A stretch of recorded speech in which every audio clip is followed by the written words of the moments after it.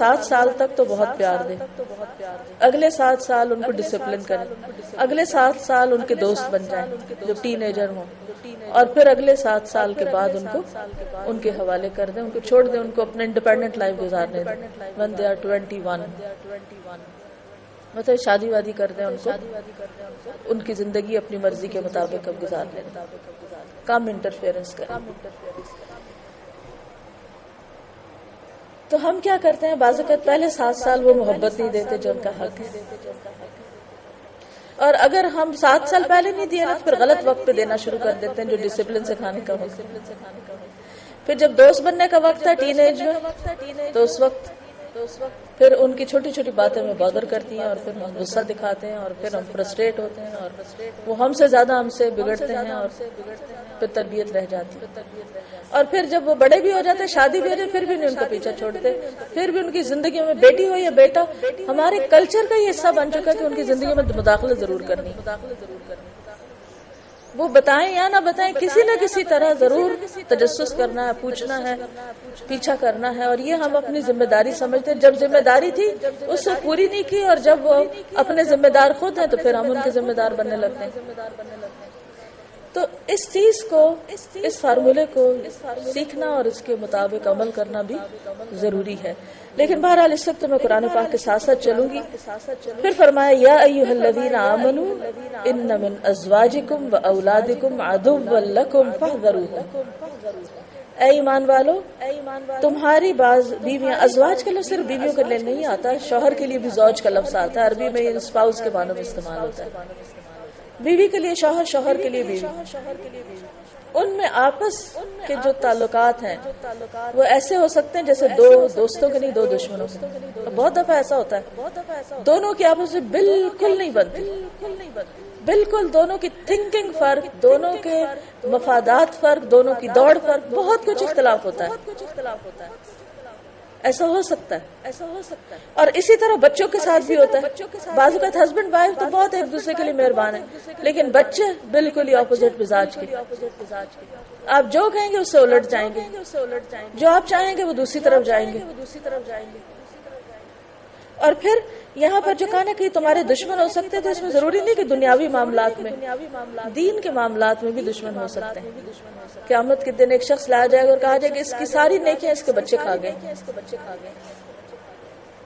یعنی انہوں نے ایسے کام کیے کہ اس کی عزت پہ بھی بٹا لگایا، اور جو کچھ اس نے کیا تھا وہ انڈو کر دیا انہوں نے۔ تو ایسے معاملے میں جو حل بتایا گیا ہے، اللہ نے بتایا، وہ کیا ہے؟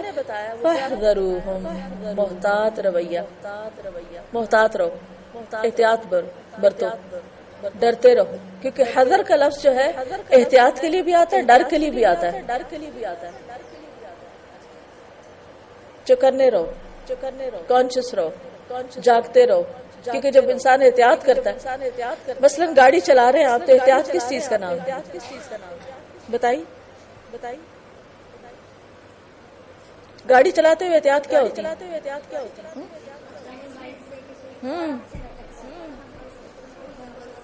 دائیں بائیں دیکھتے ہیں، صرف دائیں بائیں نہیں، پیچھے بھی دیکھ رہے ہوتے ہیں، میرر سے، سامنے والے سے بھی، سائڈ سے بھی دیکھ رہے ہوتے ہیں۔ اب آپ یہ جو حقیقت کھولی ہے نا اللہ نے، یہ دنیا کی کوئی نفسیات کی کتاب نہیں کھولتی کہ تمہارے اپنی بیویاں یا شوہر یا بچے تمہارے دشمن ہوں گے۔ ہم تو ہر قیمت پر ان کو اپنا خیر خواہ، مہربان اور دوستی سمجھتے ہیں۔ اللہ کہتے ہیں نہیں، اللہ تعالیٰ فرماتے ہیں دشمن، ان سے محتاط رہنا۔ اچھا، ہم یہ بھی سمجھتے ہیں کہ بعض اوقات نہیں، وہ ہماری تو ہر بات مانتے ہیں، ہمارے ساتھ تو ہر طرح کا تعاون کرتے ہیں، اس کے باوجود دشمن ہو سکتے ہیں۔ وہ کیسے؟ کیونکہ ضروری نہیں کہ کوئی دشمن نفرت کے ساتھ ہی دشمنی کرے، بہت سے لوگ محبت کی آڑ میں بھی دشمنی کر رہے ہوتے ہیں۔ کچھ لوگوں کی محبت بھی آپ کے لیے ایسی ہے جیسے وہ آپ سے دشمنی کر رہے ہیں۔ کیونکہ جب کسی سے نفرت ہوتی ہے تو انسان بعض اوقات اس کا اظہار کسی نہ کسی طرح کر دیتا ہے اور آپ کو آپ کی غلطیاں بھی بتاتا ہے، لیکن جب کوئی آپ سے محبت کرتا ہے، وہ آپ کی غلطیاں دیکھ بھی رہا ہوتا ہے تو پھر بھی کیا کرتا ہے، آپ کو محبت کی وجہ سے بتانا ہی نہیں چاہتا، بتا سکتا ہی نہیں، وہ محبت زبان بند کر دیتی ہے۔ تو یہ بھی تو دشمنی ہے نا۔ اب دیکھیے کہ ہم اپنے بچوں کے ساتھ دشمنی کیسے کرتے ہیں۔ مثلا جب بچے چھوٹے ہوتے ہیں، جیسے کہا کہ 7 سال کے ہوں تو نماز کے لیے کہو، ہم نہیں کہتے نماز کے لیے، کیوں نہیں؟ کیا وجہ ہوتی؟ کیوں نہیں کہتے؟ نیند خراب ہوگی، ابھی کھیلنے کے دن ہیں، ابھی کپڑے ایسے نہیں پہنے ہوئے کہ جس میں نماز پڑھی جائے، جی سردی میں وضو کیسے کریں، مسجد کیسے بھیجیں، قرآن ابھی بس پڑھ لیں گے نا، ابھی اسکول کا اتنا کام ہے، ذرا چھٹیاں آئیں گی تو پھر پڑھائیں گے ان کو۔ اسی طرح بعض اوقات بچے انتہائی غلط حرکتیں بھی کر جاتے ہیں، بعض بچوں کو چوری کی عادت ہوتی ہے، بعض کو جھوٹ کی عادت ہوتی ہے، لیکن ماں باپ ان کو کور کرتے رہتے ہیں۔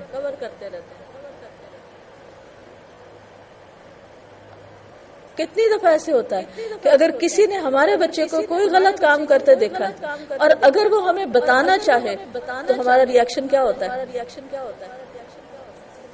کتنے ماں باپ ایسے ہیں جو حوصلے کے ساتھ اپنے بچوں کی غلطی کو سن لیں یا مان لیں، سننا نہیں چاہتے۔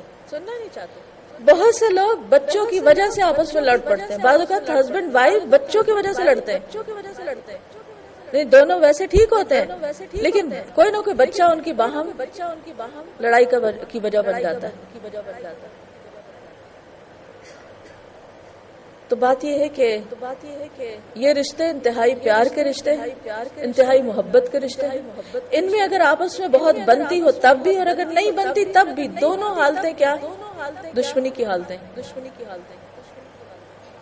کیونکہ جتنا کوئی قریب ہوتا ہے اس کے سامنے حق بیان کرنا بھی اتنا ہی مشکل ہوتا ہے، اس کو اس کی غلطی بتانا بھی اتنا ہی مشکل ہوتا ہے، بعض اوقات اس کی اصلاح کرنا بھی اتنا ہی مشکل ہوتا ہے۔ تو ان من ازواجکم و اولادکم عدو لکم فاحذروہم۔ اب آپ دیکھیے کہ پورا اللہ نے پرسپیکٹیو بھی بدل دیا نا، کہ جن کو تم پیار سے دیکھ رہے ہو یہ تمہارا دشمن ہے، اب محتاط ہو جاؤ اس سے۔ اچھا اب آپ سوچئے اس پیار کو ایک طرف رکھیے، اب اس کو دیکھیے دشمن کی نظر سے۔ کوئی بھی شخص جو آپ سے دشمنی رکھتا ہوتا ہے نا کہ کوئی نہ کوئی لوگ جیلس ہوتے ہیں، کوئی آپ سے نفرت کرتے ہیں، کوئی جب وہ آپ کے سامنے آتا ہے یا جب وہ آپ کے ساتھ کوئی معاملہ کرنے لگتا ہے تو آپ کیا کرتے ہیں اس کے ساتھ معاملہ کرتے وقت؟ یا آپ کو پتہ چلتا ہے کہ وہ آ رہا ہے؟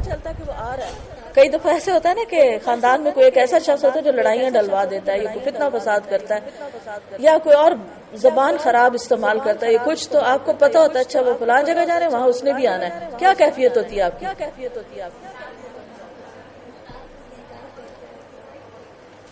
مختلف ہوتا ہے نا، آپ کانشیس ہوتے ہیں، محتاط ہوتے ہیں، آپ سوچتے ہیں اچھا اگر اس نے ایسا کیا تو میں یہ کروں گا، اگر ایسا کیا تو میں یہ کروں گا، پہلے سے پلان کر لیتے ہیں۔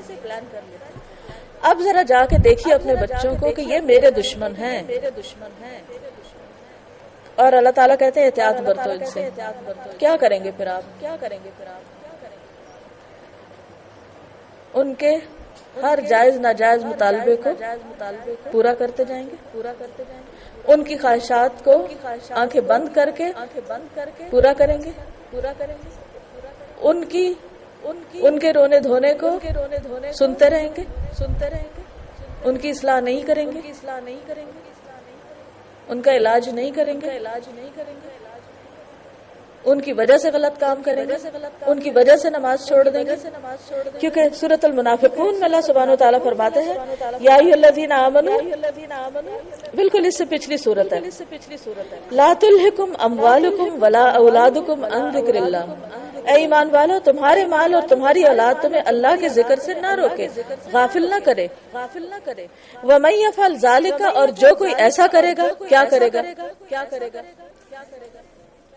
مال اور اولاد کی وجہ سے اللہ کے ذکر سے غفلت برتے گا،